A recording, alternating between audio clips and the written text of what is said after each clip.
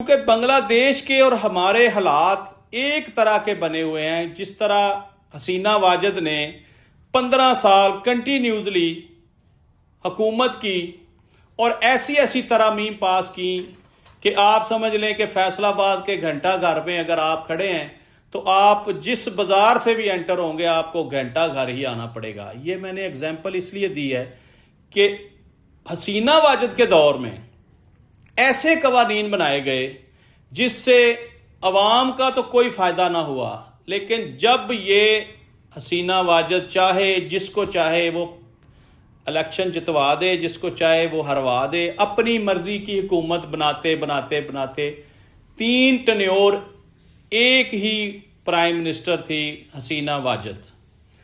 یہ ناظرین کھلی ڈکیتی اور چوری کے زمرے میں آتی ہے گانی. اسی طرح کا کوئی سین ہمارے ملک میں بھی چل رہا ہے اور اس کا رزلٹ دیکھ لیں کیا نکلا.